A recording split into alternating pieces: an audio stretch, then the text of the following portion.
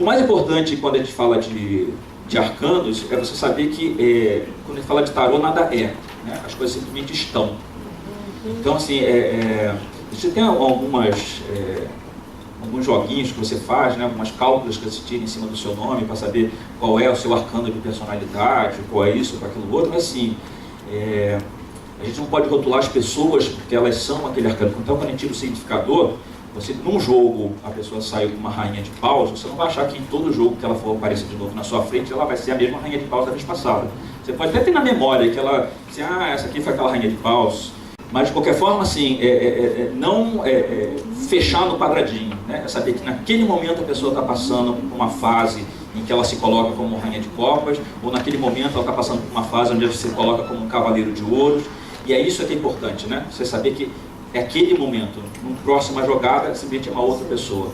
Obviamente, se você faz anotações, né, e eu tinha o hábito de fazer isso, né, montava mais ou menos, todo mundo que eu atendia, eu colocava lá o nome, quando passava a data de nascimento, que era uma coisa que era coisa, eu colocava ali, e às vezes eu anotava qual foi o arcano que a pessoa saiu, ou alguma coisa assim, para ter isso de memória, que já que vai voltar, às vezes você pode ter um resgate, né, da história, né, então, questão de CRM, né, você faz um relacionamento ali com o teu cliente, você saber dar uma continuidade no processo. Mas como é que foi? Aquilo que eu falei da vez passada funcionou? Não foi? E aí, teve resposta daquele emprego, você perguntou se ia dar certo ou não, né? Então, o cliente gosta disso, né?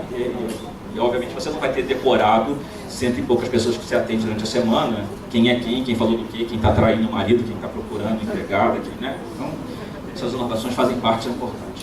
Vamos lá? Eu estava falando exatamente sobre reis e rainhas, necessariamente não identificarem um gênero, né? Não quer dizer que eu estou falando de um homem ou de uma mulher, né? Quando está falando de reis e rainhas, na verdade, quando está falando de reis e cavaleiros, pajens e rainhas, né? A gente está falando de aspectos masculinos e femininos. Então, só para dar uma pincelada, né? A gente está falando sobre tipos de comportamento, né? Então, aquele que tem um comportamento feminino, não importa se é homem, se é mulher, e em momento nenhum eu estou falando sobre orientação sexual, estou falando simplesmente de uma personalidade, né? Então, assim, o feminino ele é mais acolhedor, né? O feminino é aquele que nutre, né? O feminino é aquele que orienta, né? É aquele que, de certa forma, ele cria, é a coisa da mãe, né? Que cria uma dependência, quer criar um vínculo, né? Então, as pessoas que saem, de modo geral, caracterizadas por uma rainha ou por um pajem, de certa forma, ela traz um pouco dessa característica que é básica da energia do feminino. Da mesma maneira que quem está ligado ao rei ou ao cavaleiro, ele está mais ligado ao aspecto masculino, e aquele que castra, né, dá limite, aquele que põe ordem, aquele que é mais pragmático, né? Então, são coisas que a gente aprende a trabalhar com relação a reconhecer, né, as figuras da corte com que a gente está lidando. Então, quando a gente fala das funções da corte, a gente tem que entender exatamente qual o papel de cada um deles, né? Quando você está falando de pajem, a gente tem mais ou menos como nomenclatura, né, que o pajem está associado ao elemento terra, né?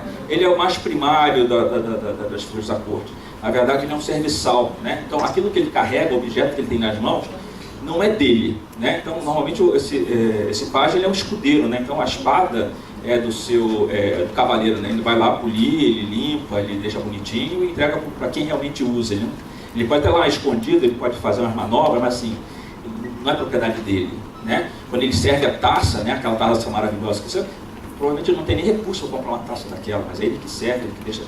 É disso que a gente está falando, né? Então, ele não tem habilidade. Eu gosto de comparar, às vezes, o pajem exatamente ao mago, e a minha visão de mago nunca é que o mago é o cara mais poderoso do mundo, o mago é um aprendiz, né? Ele também está no processo inicial da sua senda. Então, por causa do bait, né? As pessoas gostam de colocar o arcano 1 como o mago, né? O cara que está fazendo conjurações, está fazendo, mas não, né? Ele realmente está no processo de aprendizagem. Então, o pajem, de um modo geral, ele é um mago, sendo que só tem um desses elementos, né? Ele não tem um espaço em cima da mesa, ele simplesmente está reconhecendo, está entrando em contato com eles, né? Então, normalmente, quando a pessoa sai caracterizada de pajem, uma das coisas que a gente sempre percebe é uma certa falta de habilidade para trabalhar com aquele naipe com que ela está marcada, e principalmente, às vezes, uma certa imaturidade para lidar com aquela informação, né? Então, falei informação, então vamos falar assim do pajem de espadas, né? Às vezes o conhecimento ele ele recebe aquela informação, mas ele ainda está num nível superficial, ou ele é meio geminiano, os geminianos podem querer me matar, mas tudo bem, né? É que ele quer saber tudo ao mesmo tempo, procura muita informação, não sei o que, e às vezes não dá conta do volume de informação que está falando. Aí as pessoas falam assim, porque o pajem de espadas é o arcano fofoqueiro. Não é fofoqueiro, né?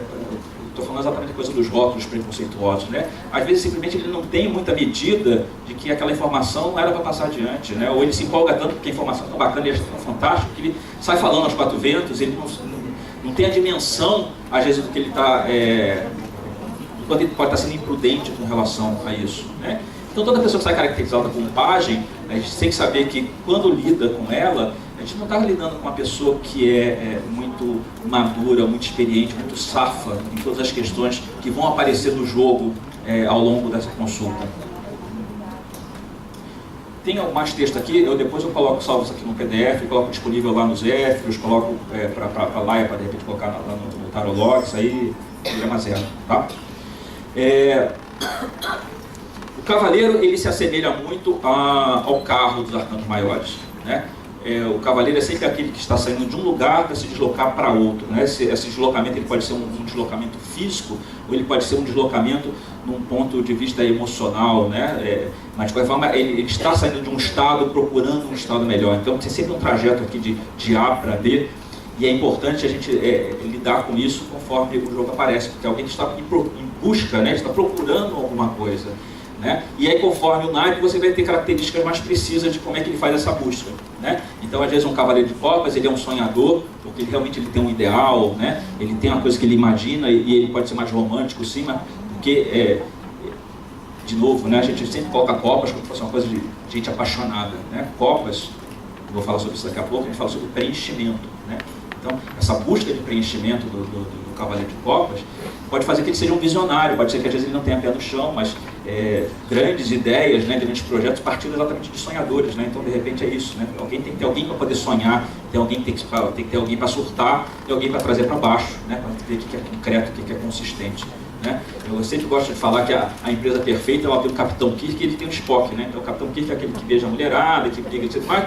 E o Spock é aquele cara que estava com o tricô dizendo assim, esse planeta é classe M, né? Isso não tem lógica, né? Mas assim, só um ou só o outro, você tem uma coisa meio desbagaçada, né? Então você precisa ter os dois trabalhando em conjunto para que um surte e o outro diga não menos, né? Ou não, por aí de repente pode dar certo. Então é disso que a gente está falando um pouco, né? Um cavaleiro de ouros, por exemplo, ele é mais metódico, né? Ele é mais virginiano, né? Então ele quer saber, ele vai fazer a viagem de férias dele, ele sabe exatamente assim, o que ele vai levar dentro da mala, o que ele vai fazer no primeiro dia, o que ele vai fazer de manhã, o que ele vai fazer na parte da tarde, o que ele pensa em fazer à noite, o que ele vai fazer no dia seguinte, e assim, e não venha com surpresa, porque de repente a surpresa pode estragar completamente, porque se não for da maneira como ele programou, né? Então é isso. Então quando você está falando de uma pessoa que é cavaleiro de ouro, você tem que saber que não surta muito na batatinha não, porque ele não acompanha, né? Você tem que ter uma coisa que você tem que falar para ele qual é o próximo passo, né? E ele vai te acompanhar. Se você disser assim, olha,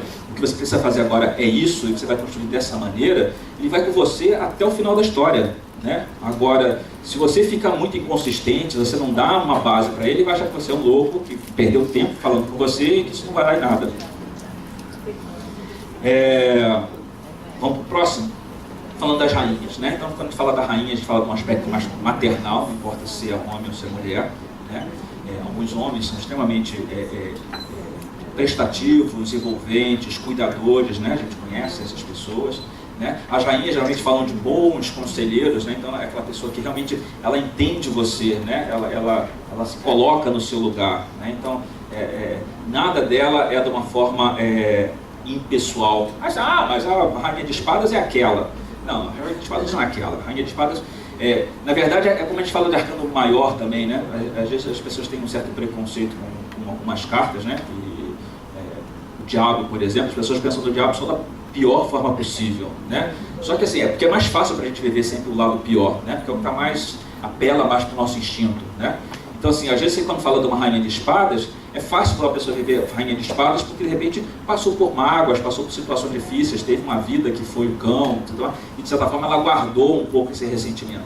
Tem isso? Tem. Então, você tem rainhas de espadas que exatamente através dessa experiência são hoje grandes conselheiros, porque ela sabe seguir, eu sei exatamente o que você está falando, eu sei que você está vivendo, porque eu já vivi isso, né? Eu sei como é que é a sua dor, né? Então, por isso que às vezes a carta da rainha de espadas pode dar excelentes psicólogos, né? Que são pessoas que elas não se deixam envolver tanto como uma rainha de copas, por exemplo, né? Que a rainha de copas é o tarólogo que começa a chorar junto com o cliente, né? A pessoa diz, não, porque minha namorada me deixou, assim, mas eu também, a minha também me deixou, daqui a pouco vamos beber alguma coisa para esquecer, aí fica bom isso,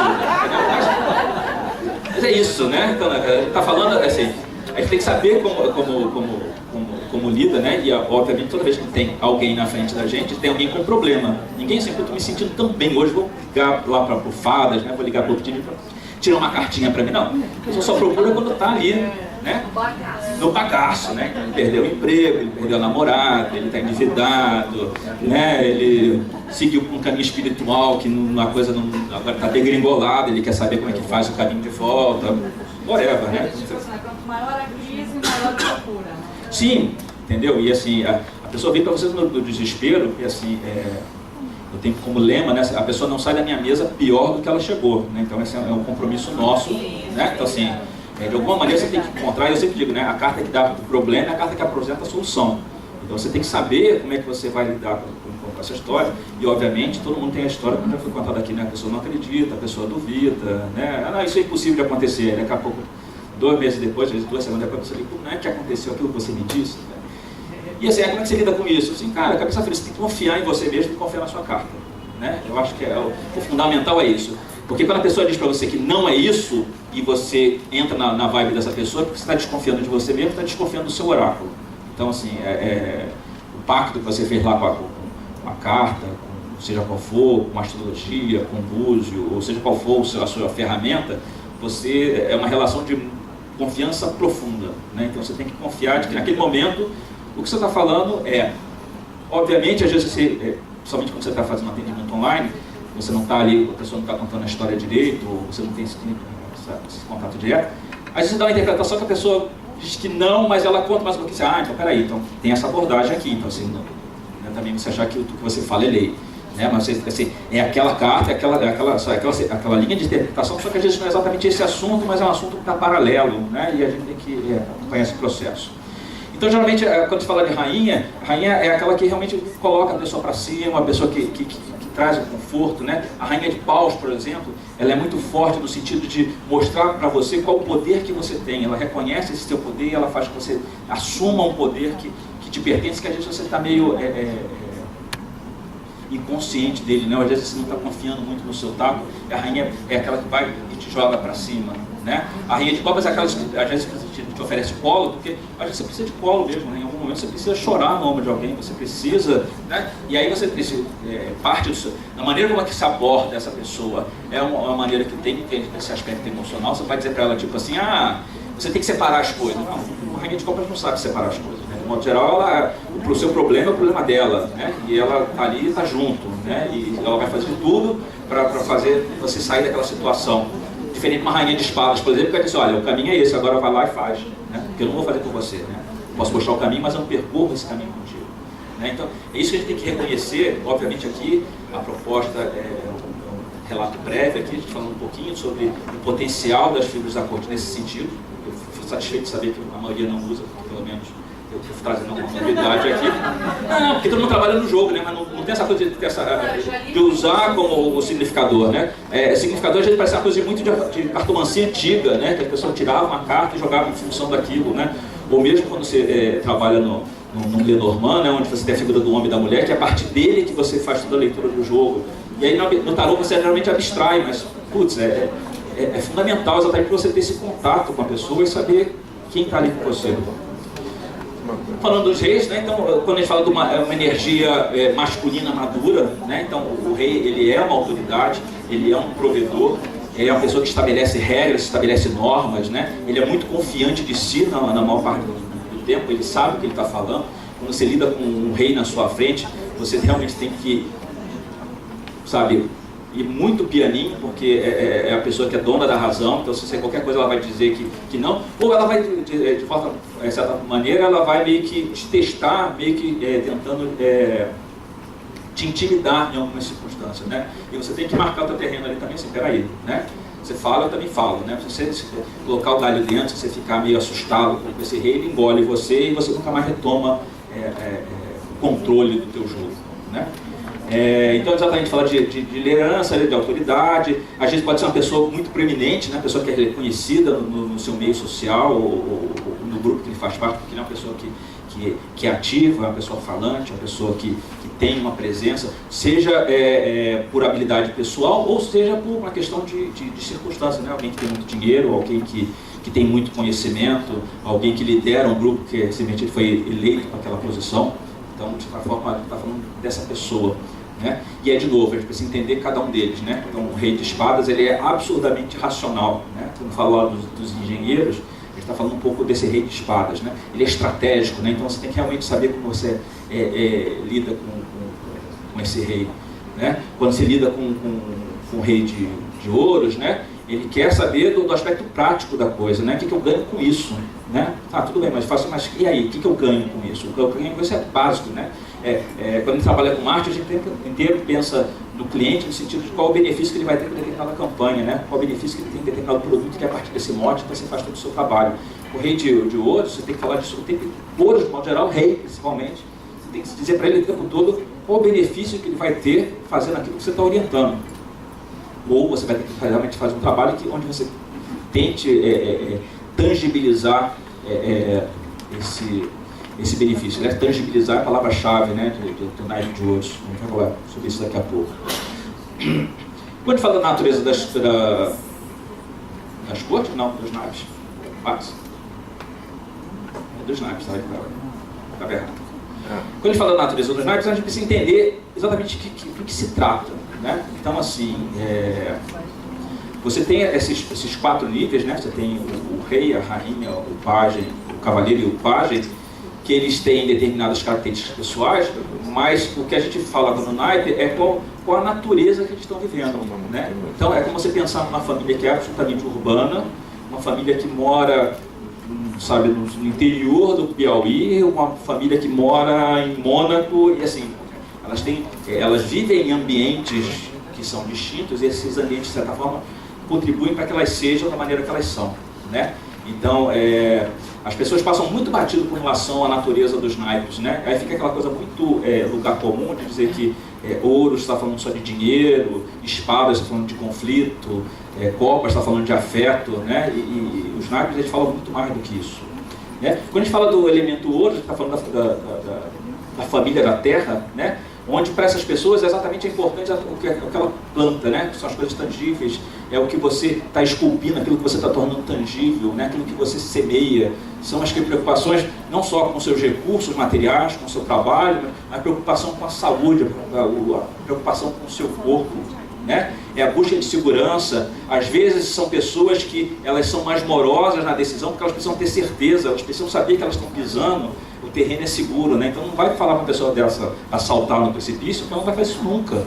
Imagina, né? Então se não for alguma coisa que ela tenha certeza, né? E não que ela seja exatamente a Ofélia, né? Mas para ter certeza, ela não vai, porque não tem razão de ser, ela não corre riscos, é muito difícil ela correr risco. Então,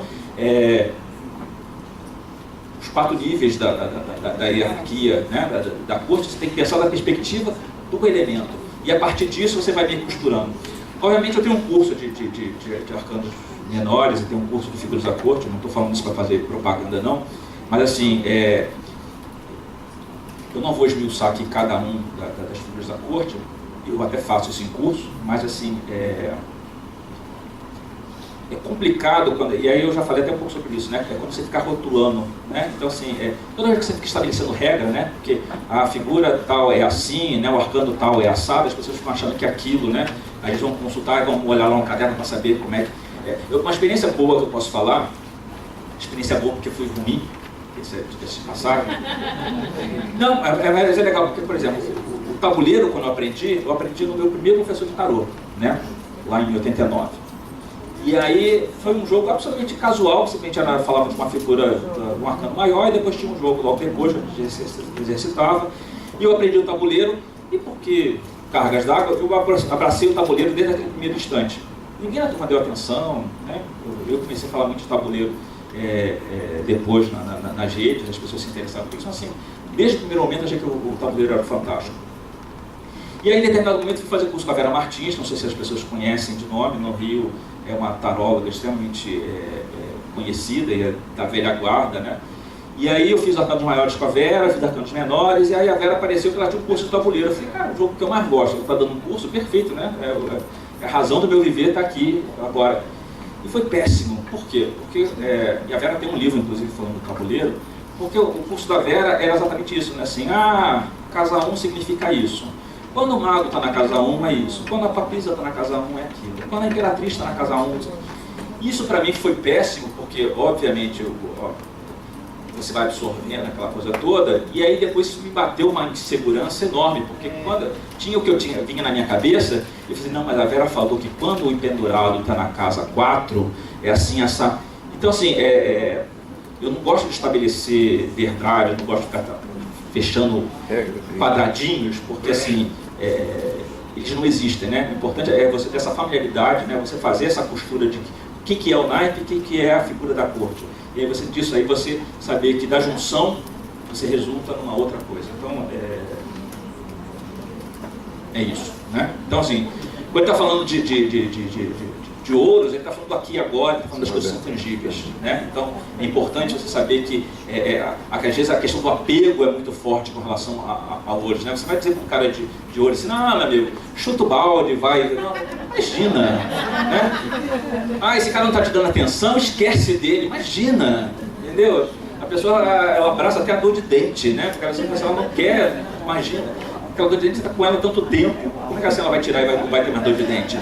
E é isso que ele está falando, às vezes essa situação chega a esse ponto, então a gente tem que saber como lida com pessoas de terra, de modo geral, né?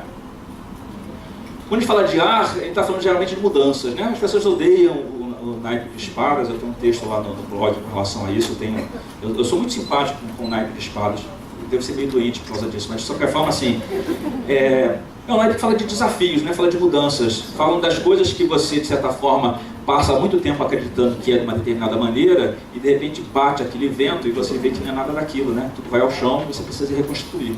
Geralmente quando você passa por uma experiência de espadas, é porque a sua vida precisa dar uma ressignificada, né? As coisas precisam mudar. É duro? É duro quanto mais você resiste, né? Então se você se apega a determinadas circunstâncias, mudar fica uma coisa muito complicada. Mas você abre a sua cabeça, né, para entender o que está acontecendo, com a mensagem que o universo está tentando passar para você naquele instante, né, você lida com espadas de uma outra maneira, né? Quando você fala da corte de espadas, e você lida com o naipe de espadas de modo geral, você está falando exatamente desse momento que é de total inquietude, é um momento de total mudança, um momento em que você é colocado na parede, né? Literalmente você tem a faca no pescoço, porque assim, é agora ou nunca, né? E aí de você disser que nunca, porque você... Coisas chatas de Marcelo Bueno, né? Porque Marcelo Bueno não acredita em livre-arbítrio. Por que Marcelo Bueno não acredita em livre-arbítrio? Porque livre-arbítrio é você pode fazer aquilo que você quiser. Só que dentro daquilo que você quer fazer, só tem uma que é certa. Ou seja, se você faz qualquer uma das outras coisas que você pode fazer, geralmente você se dá mal, né? Então é um pouquinho ratinho do laboratório, né? Ele pode apertar o botão vermelho quantas vezes ele quiser, mas toda vez que ele apertar o botão vermelho vai dar choque. Se ele apertar o verde, ele ganha uma ração. Então assim, livre-arbítrio eu posso continuar me ferrando apertando o vermelho até morrer. Mas se eu for um cara esperto, se eu for conectado, eu aperto o verde e vai dar tudo certo. Então assim, às vezes que a gente fala de arcano, naipe de espadas é um pouco disso, né? É você perceber que você está insistindo em apertar o botão vermelho, né? Que você quer ter a sua vida, que você quer fazer aquilo que você quer, mas assim, não é isso que o universo está conspirando para você fazer. Então você tem que descobrir onde na sua vida está o raio do botão verde, que nem sempre ele é muito óbvio para você, mas é ali que você vai se dar bem, né? De repente é uma mudança de emprego, é uma mudança de um relacionamento, é uma mudança de cidade, né? E espada sempre vai te levar para isso, né? Para experimentar coisas novas, você perceber a vida de outra maneira. E principalmente a espada vai falar que a vida que você vive é a vida que você criou para você, né? Então, exemplo clássico, né? Quando a gente atende as pessoas, né? É aquela situação que assim, a filha que é criada pela mãe dizendo que o homem não presta, né? E ela acredita tanto que o homem não presta que todos os homens que ela encontra são homens que não prestam mesmo, porque afinal de contas ela está validando aquilo que a mãe falou, né? o pai que fala para o garoto, ou mesmo para a menina, que dinheiro não nasce em árvore, né? Dinheiro não nasce em árvore, dinheiro não nasce em árvore, e a pessoa acha que para poder ganhar dinheiro ela tem que sofrer muito, ela tem que penar muito, porque dinheiro nunca vai vir fácil, né? Eu não estou falando disso tipo o segredo, né? É porque a gente cria esses condicionamentos, a gente cria essas falsas crenças, né? Achei legal um conceito uma vez que alguém falou sobre magia e automagia, né? Então a magia exatamente, às vezes que assim, porque sempre alguém acha que deu craca lá qualquer pessoa, se alguém está fazendo um trabalho contra mim, né? Mas vê para mim aí se alguém está fazendo um trabalho contra mim, vê se não sei o que. Mas você tem a automagia, que é o trabalho que você mesmo faz para se ferrar, né? Então, assim, por causa das suas falsas crenças, por causa dos seus medos, né? Por causa dos seus condicionamentos, né? Você cria essa automagia, né? Que te detona, né? E você fica procurando fora alguém que está botando teu nome na boca do sapo, né? Não tem disso. Né? Então, quando a gente fala de espadas, é a questão de você arejar a sua mente, você aprender a ouvir, né? E aí você, quando lida com uma pessoa que aparece com naipe de espadas, né? Você tem que entender qual é o temperamento dela, né? Que às vezes você tem que ser muito lógico, você tem que ser, tem que ser explicado, né? Tem que saber que às vezes no naipe de tanto espadas como de paus, você vai lidar com pessoas extremamente impacientes, né? Você mal começou a falar, a pessoa já está querendo saber a próxima pergunta, né? Então, assim, é uma ansiedade que você tem que administrar, porque você também não pode entrar no clima, porque você acaba se perdendo na sua leitura, né? Então você tem que saber como é que você vai fazer o seu trabalho. Quando a gente fala do naipe de copas, né? Nós estamos falando aqui, aí eu já dei uma pausa sobre isso, né? Copas, as pessoas sempre levam copas para relacionamento, mas eu sempre falo que copas está ligado a satisfação e prazer. Relacionamento é uma das coisas que trazem satisfação e prazer, mas não é a única, né? Então você pode se sentir extremamente preenchido, né? No trabalho que você faz, você pode se sentir plenamente preenchido por um hobby, você pode se sentir plenamente preenchido por uma pessoa que não é a sua pessoa de afeto, não é a pessoa de um relacionamento afetivo, mas de repente é o seu melhor amigo, a sua melhor amiga, né? Alguém que você tem ali um pacto, né? E, é tão bom quando aquela pessoa chega, né? Às vezes eu estou mal, a pessoa chega e traz um novo vento aqui, né? Me faz sentir mais confortável, faz sentir mais seguro. A gente está falando isso, esse sentimento desse preenchimento é um sentimento associado a copas, né?